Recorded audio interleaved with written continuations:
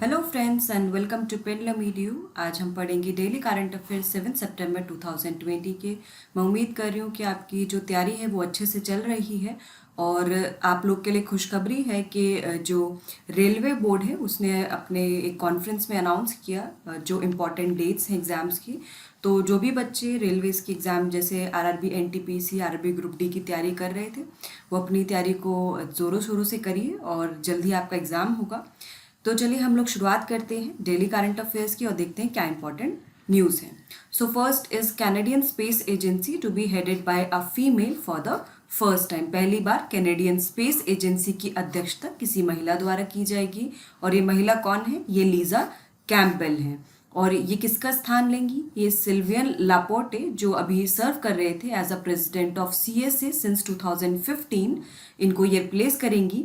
और ऐसा 31st year मतलब 31 साल का जो इतिहास रहा है कैनेडियन स्पेस एजेंसी का, उसमें ऐसा पहली बार होगा कि जो कैनेडियन स्पेस एजेंसी है इसकी अध्यक्षता कोई महिला करेगी। कैनेडियन स्पेस एजेंसी की बात करें, this was established in March 1989 and it is responsible for the management of civil space related activities in Canada. और ये अपनी रिपोर्टिंग किसको करते हैं? Federal minister of innovation, science and economic development को इनकी रिपोर्टिंग होती है। हेडक्वार्टर्स कहाँ पर है? सीएसए के क्यूबेक में है। और करेंटली जो है सीएसए कंट्रीब्यूट कर रहा है fine guidance sensor to James Webb telescope of NASA. तो नासा भी James Webb space telescope develop कर रहा है, उसमें जो कैनेडियन स्पेस एजेंसी है वो फाइन गाइडेंस सेंसर जो है कंट्रीब्यूट कर रही है। तो इसीलिए भी ये इम्पॉर्टेंट है, न्यूज़ में था सीएसए। आगे चलते हैं। Let's see a question. Lisa Campbell has become the first female president of which of the following space agencies? Russian Federal Space Agency Roscosmos, Japan Aerospace Exploration Agency JAXA, Canadian Space Agency CSA and National Aeronautics and Space Administration NASA.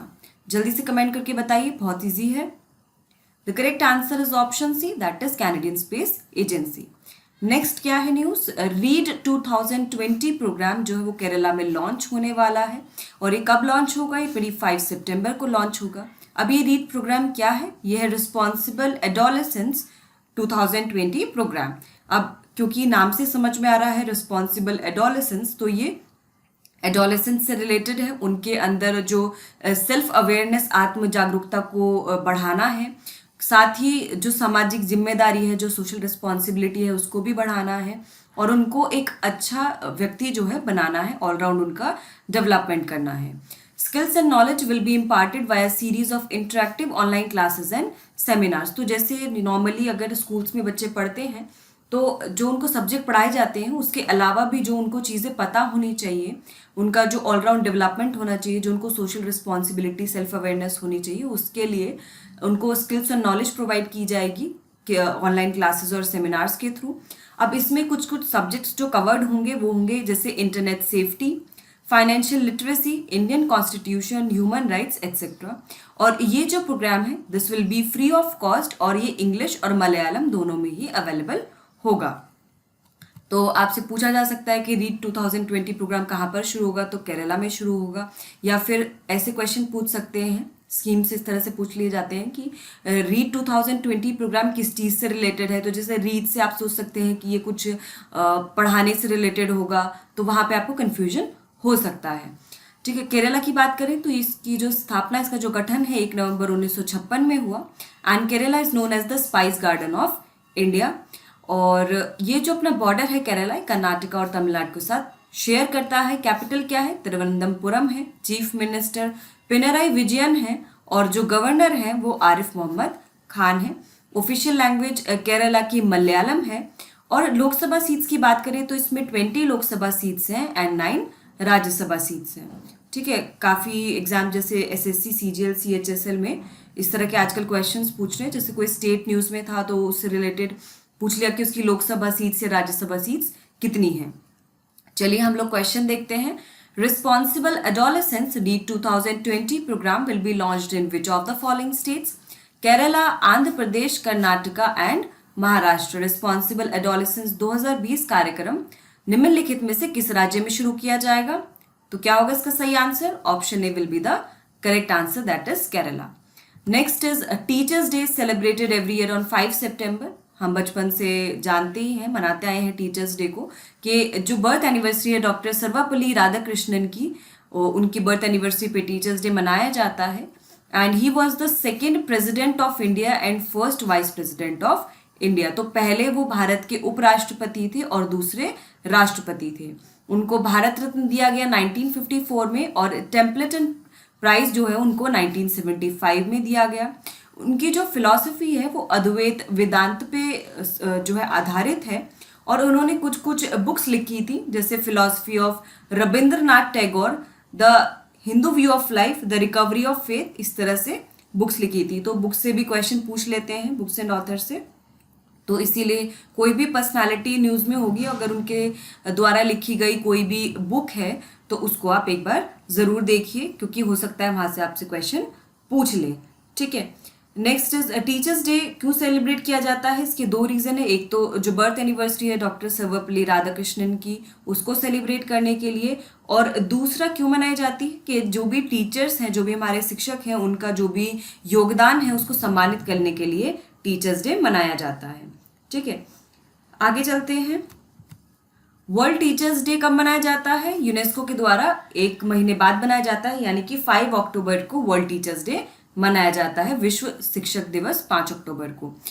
President of India will confer national awards to teachers upon 47 teachers for their contribution towards quality, improving quality of school education. तो जिन जिन teachers ने, यहाँ पे 47 teachers को identify किया गया national awards to teachers के लिए, तो उनको on the occasion of teachers day president ने उनको अवार्ड से सम्मानित किया, क्योंकि उन्होंने कंट्रीब्यूट किया in improving the quality of school education.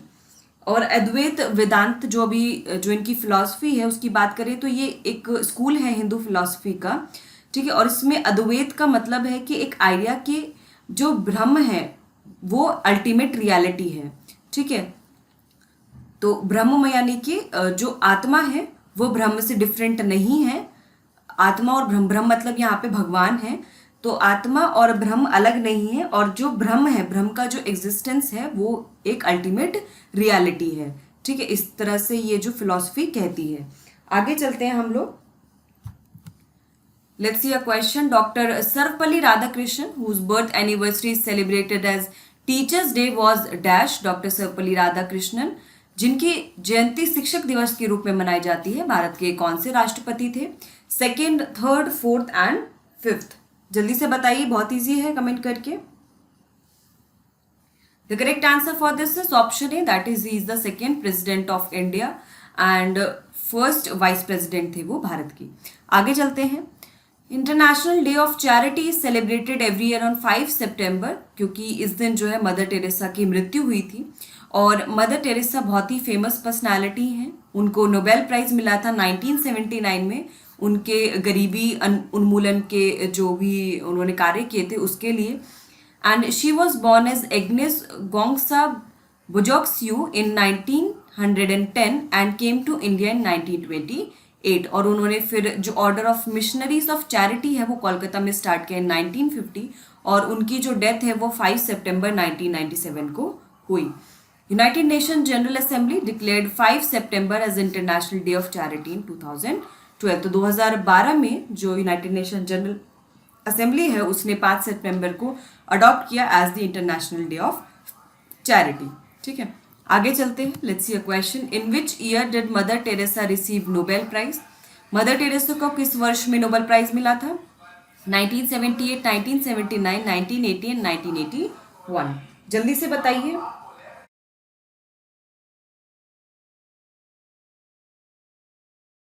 The correct answer for this will be option B, that is 1979. The next news is an agreement signed between Tribal Affairs Ministry and IIPA, जनजातीय मामलों के मंत्रालय और IIPA के बीच एक समझौते पर हस्ताक्षर किए गए हैं। और ये एग्रीमेंट क्यों साइन हुआ है? To establish the national institute of tribal research at IIPA Delhi campus. तो IIPA यानी कि Indian institute of public administration का जो दिल्ली कैंपस है वहाँ पर national institute of tribal research को स्टैब्लिश करने के लिए एग्रीमेंट साइन हुआ है। This national institute will be involve with other reputed government and non government NGOs in quality tribal research. और ये जो एग्रीमेंट है ये साइन हुआ कब? On the 2-day conclave of national tribal research conclave, ठीक है। तो 2 दिवसीय राष्ट्रीय जनजातीय अनुसंधान सम्मेलन के दौरान इस समझौते पर हस्ताक्षर किए गए। अब हम Indian institute of public administration की बात करें तो दिस वाज एस्टैब्लिश्ड इन 1954, 1954 में इसकी स्थापना हुई और ये ऑटोनॉमस रिसर्च और ट्रेनिंग इंस्टीट्यूट है under the ministry of personnel public grievances and pension. ये कार्मिक लोक शिकायत और पेंशन मंत्रालय के तहत एक स्वायत्त अनुसंधान और प्रशिक्षण संस्थान है। प्रेसिडेंट कौन है इसके? एम वेंकैया नायडू हैं जो वाइस प्रेसिडेंट है भारत के। और ये कहाँ पर लोकेटेड है? It is located in new Delhi. हम बात करें मिनिस्टर ऑफ ट्राइबल अफेयर्स की तो वो कौन है? जल्दी से बताइए। अर्जुन मुंडा है मिनिस्टर ऑफ ट्राइबल अफेयर्स। आगे चलते हैं। Let's see a question, where will the government establish the national institute of tribal research? सरकार राष्ट्रीय जनजातीय अनुसंधान संस्था कहाँ स्थापित करेगी? दिसपुर, भोपाल, दिल्ली एंड कोहिमा। कहाँ पर स्टैब्लिश करेगी government national institute of tribal research? The correct answer is option C, that is Delhi. The next is expansion of Kaziranga national park approved by Assam government. Assam सरकार ने काजीरंगा राष्ट्रीय उद्यान के विस्तार को मंजूरी दी है और अभी जो करंट काजीरंगा नेशनल पार्क का जो एरिया है 884 स्क्वायर किलोमीटर, इसमें 30.53 स्क्वायर किलोमीटर और ऐड किया जाएगा। काजीरंगा नेशनल पार्क की बात करें तो इसको यूनेस्को वर्ल्ड हेरिटेज साइट जो है डिक्लेयर किया गया था इन 1985। इसको टाइगर रिजर्व डिक्लेयर किया गया था 2006 में। ये कहाँ पर लोकेटेड है? असम में है। The park is also recognised as an important bird area by bird life international. तो जो पक्षी हैं उनको सुरक्षा प्रदान करने के लिए, प्रोटेक्शन देने के लिए इसको जो है important bird area by bird international भी डिक्लेयर किया गया। And this Kaziranga national park it host 2/3 of the world's great one horn rhinos, ठीक है। तो राइनोज जो है वन हॉर्न वाले वो यहाँ पर बहुत सारे पाए जाते हैं। 2/3 को ये जो है घर प्रोवाइड करता है, हैबिटेट प्रोवाइड करता है।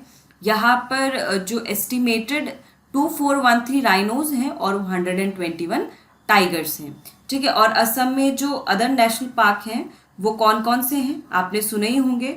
जैसे आपने सुना होगा एक नेशनल पार्क असम में ओरांग नेशनल पार्क है ना, Orang tiger reserve, I would say Orang tiger reserve सुना होगा आपने, ठीक है। फिर आपने सुना होगा एक Dibru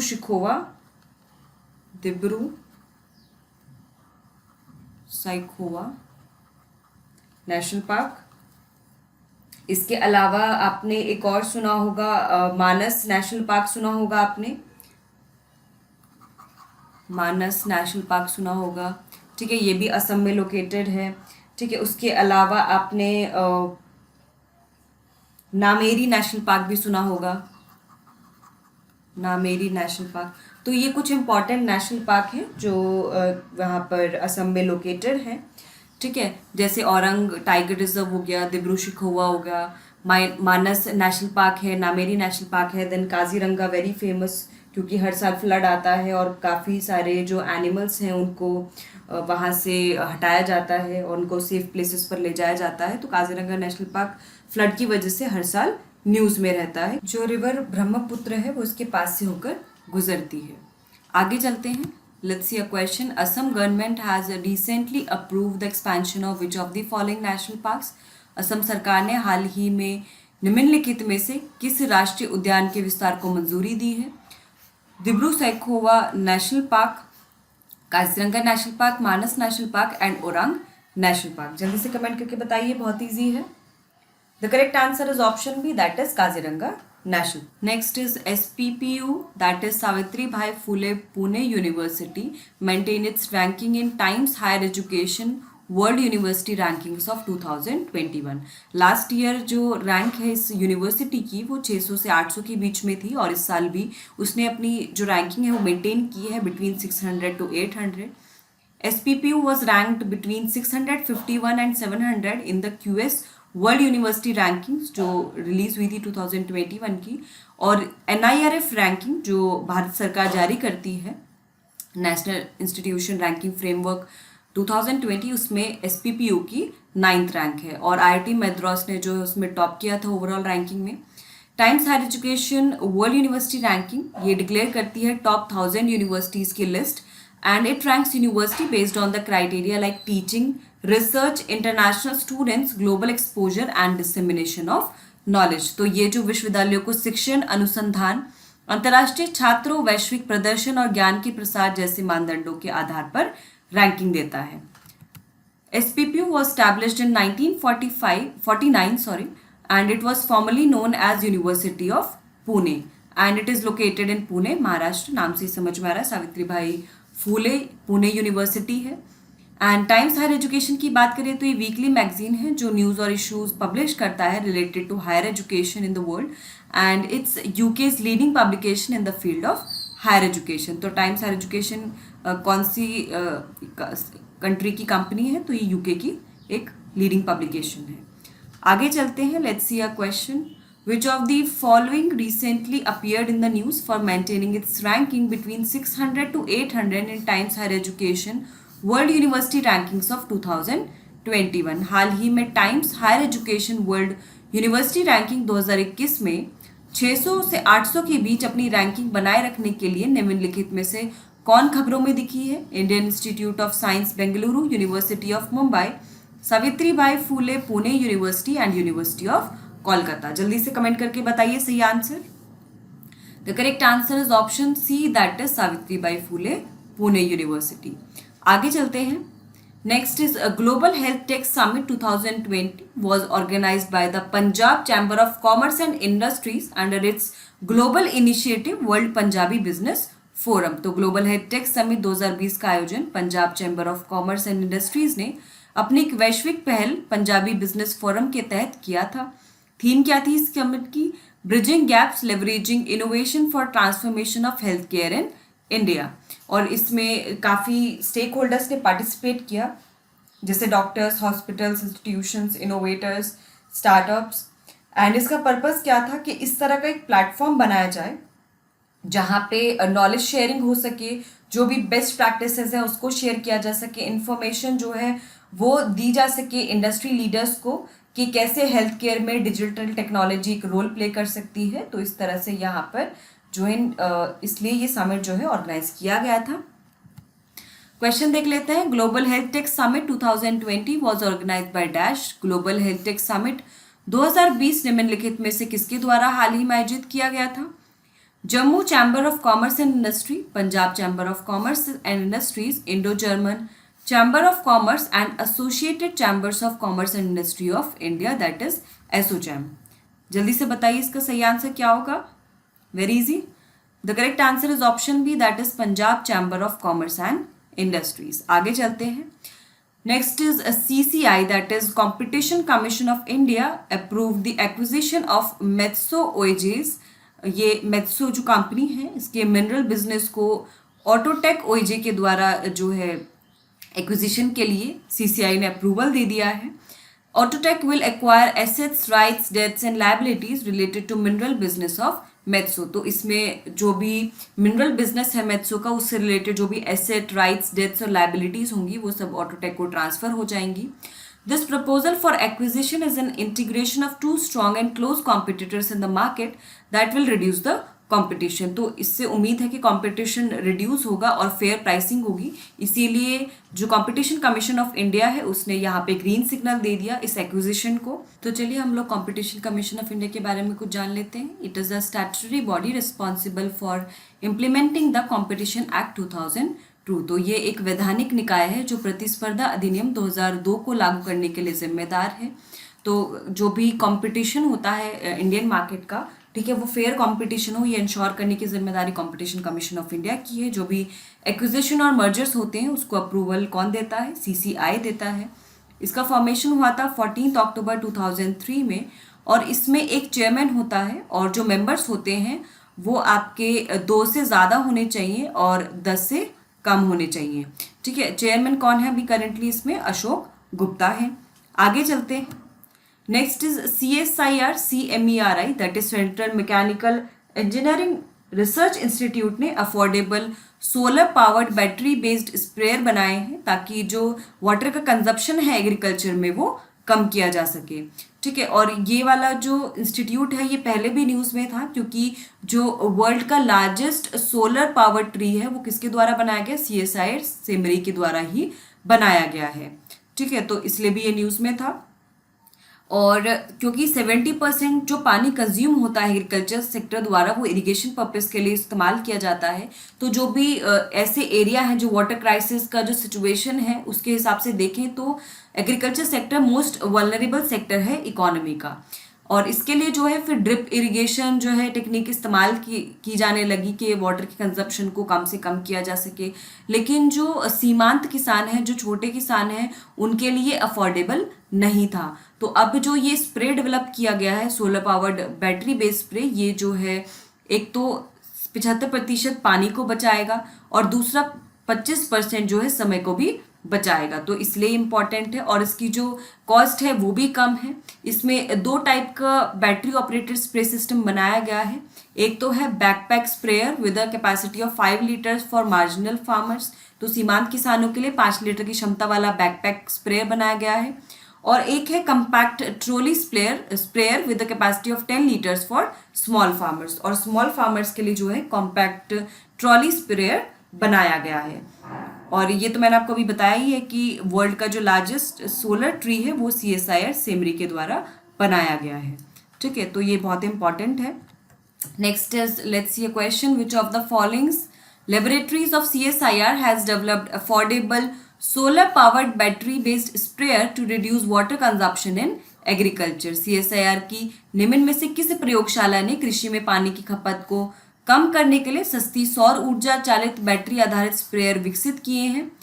central mechanical engineering research institute, केंद्रीय यांत्रिक अभियांत्रिक अनुसंधान संस्थान, advanced material and process research institute, central scientific instruments organisation and national physical laboratory. तो क्या होगा इसका सही आंसर, जल्दी से कमेंट करके बताइए।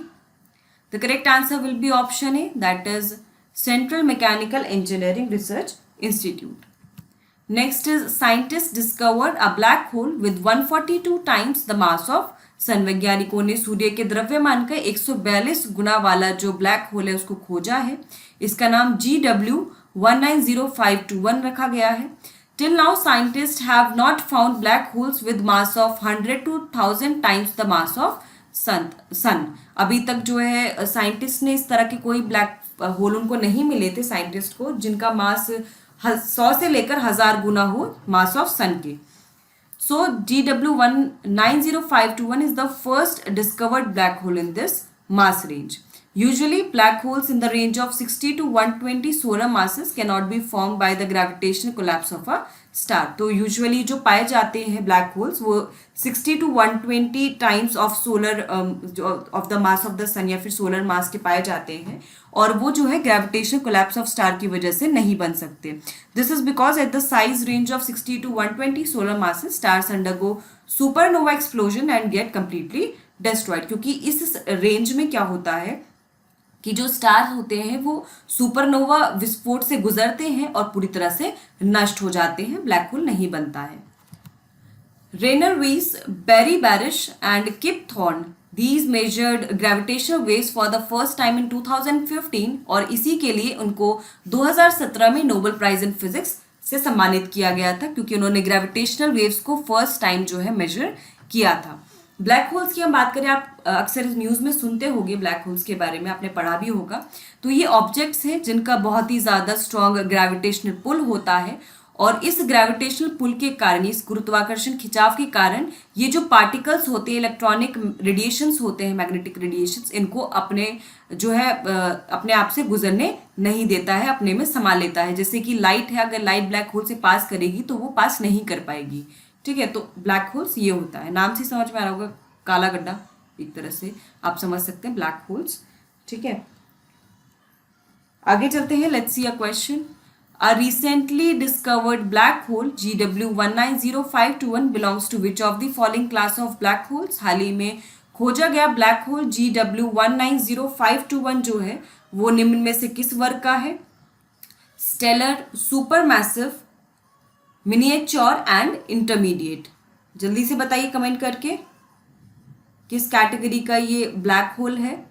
तो क्या होगा इसका सही answer? Correct answer is option D, that is intermediate. ठीक है, मध्यम वर्ग का है ये।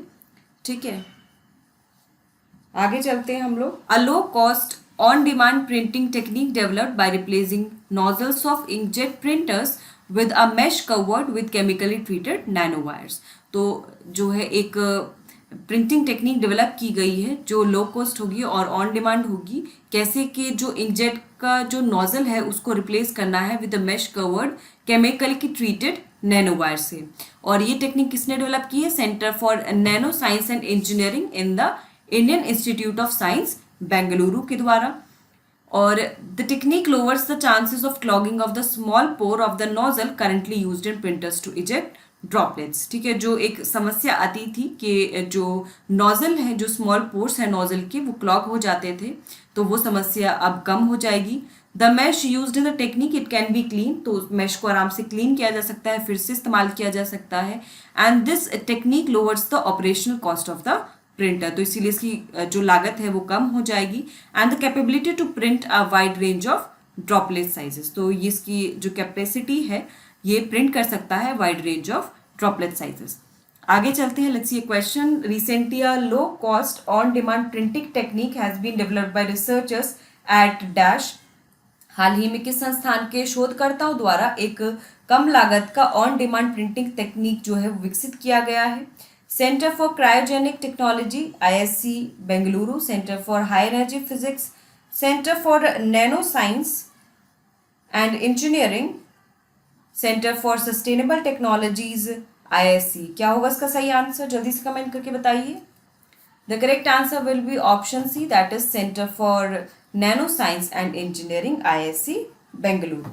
Team from NTPC Vallur Tamil Nadu wins AIMA Chanakya business simulation game national management games 2020। तो NTPC वल्लूर तमिलनाडु की टीम ने AIMA Chanakya business simulation game national management games 2020 जीत लिया है।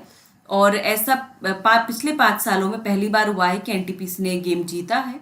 Earlier NTPC has one IMA Chanakya NMG 2015 वाला, तो 2015 का जीता था और अब 2020 का NTPC ने जीत लिया है।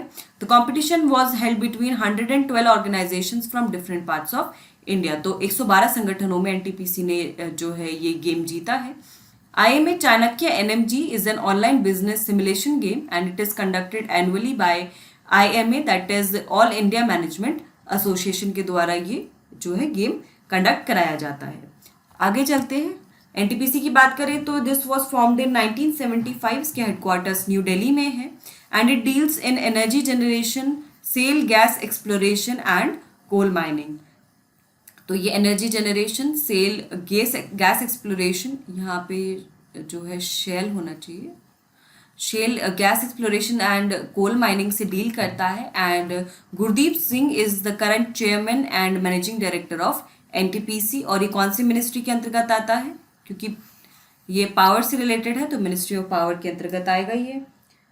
आगे चलते हैं, let's see a question. Which of the following has won AIMA Chanakya business simulation game national management games 2020? NTPC Bhilai, NTPC Vallur, NTPC Rourkela and NTPC Durgapur. निम्नलिखित में से किसने AIMA Chanakya national management games 2020 जीता है?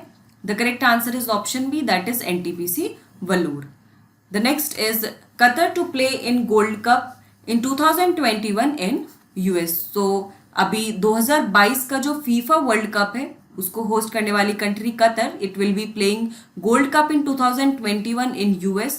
कतर ने जो है इन्विटेशन एक्सेप्ट किया है from football governing body for north and central America and the Caribbean. और बहरेन में 2017 में एक MOU साइन हुआ था जिसके अंतर्गत कहा गया था कि जो एशियन कप के चैंपियन होंगे, ठीक है, they'll be participating in 2021 and 2023 gold cup tournaments as a guest. ठीक है, तो 2021 और 2023 का जो गोल्ड कप टूर्नामेंट होगा उसमें एशियन कप के जो चैंपियंस हैं वो पार्टिसिपेट करेंगे। और Qatar is the second team from Asia to participate in this gold cup, क्योंकि इससे पहले साउथ कोरिया ने 2000 में और 2002 के गोल्ड कप में जो है पार्टिसिपेट किया था और उसके बाद उन्होंने वर्ल्ड कप को होस्ट किया था जापान के साथ। ठीक है, और अभी कतर जो है it will be the second team from Asia which will be participating in gold cup. और जो कतर है उसने लास्ट ईयर ही 2019 में पहला एशियन कप टाइटल जीता था जापान को हरा के। फीफा वर्ल्ड रैंकिंग्स की हम बात करें तो फीफा वर्ल्ड रैंकिंग में कतर का नंबर है 55, लेकिन अगर एशिया की बात करें तो 5th हाईएस्ट रैंक टीम है कतर। कॉन्केफ गोल्ड कप की हम बात करें तो it is the leading association football competition of the mains football teams which is held every 2 years. तो ये हर 2 साल में आयोजित की जाती है और ये पुरुष वर्ग में पुरुष की फुटबॉल टीमों की मुख्य एसोसिएशन फुटबॉल प्रतियोगिता है। It was previously known as CONCACAF championship. ठीक है, इसको पहले इस नाम से जाना जाता लेकिन बाद में इसको CONCACAF गोल्ड कप के नाम से जाना जाने लगा। And this was founded in 1963। ठीक है, आगे चलते हैं, हम लोग क्वेश्चन देख लेते हैं। In the FIFA world rankings the Qatar team is ranked at dash. FIFA विश्व रैंकिंग में कतर टीम का क्या स्थान है? 5th, 23rd, 44th and 55th। तो जल्दी से बताइए क्या होगा इसका सही answer. The correct answer will be option D, that is 55th। So friends, here we have covered the daily current affairs and related questions. I hope आप रोजाना डेली करंट अफेयर्स फॉलो कर रहे होंगे और आपको बहुत कुछ सीखने को मिल रहा होगा। इसी तरह से हमारे साथ जुड़े रहिए, तैयारी करते रहिए। All the best guys, thank you so much.